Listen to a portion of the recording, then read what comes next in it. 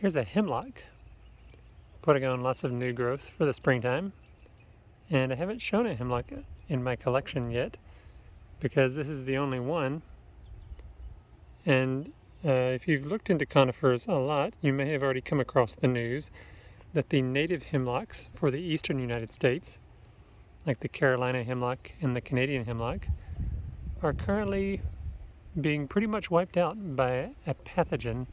It's really a bug, the Hemlock Woolly Adelgid, that was imported from Eastern Asia, and the native hemlocks in North America do not have resistance to that bug.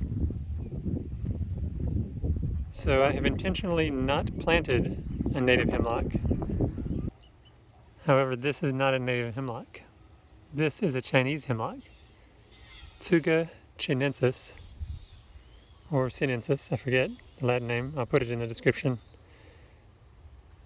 And it is highly resistant to the Hemlock Woolly Adelgid that's wiping out the native eastern North American hemlocks.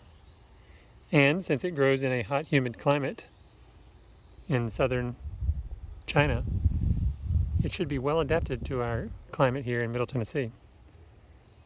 Now, there are a few hemlocks in the western United States that are also resistant to the Woolly Adelgid, but they are not well adapted to heat and humidity because, you know, the Pacific Northwest is much cooler and drier in the summers. So this is the best option, I think, if you want to plant a hemlock.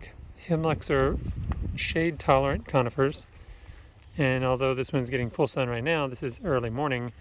I have a massive Murray cypress next to it that is going to get a lot of shade during the hottest parts of the day. I planted it last fall. I got this from orientaltreefarm.com, I believe is the name of that website.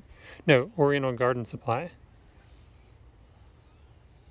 And they probably don't have any left now, but that could be a good source for hard to find conifers. And they packaged it and shipped it pretty well. So, Chinese hemlock, relatively rare in cultivation, resistant to the Woolly Adelgid. I'll give another update later in the year to see how it's doing.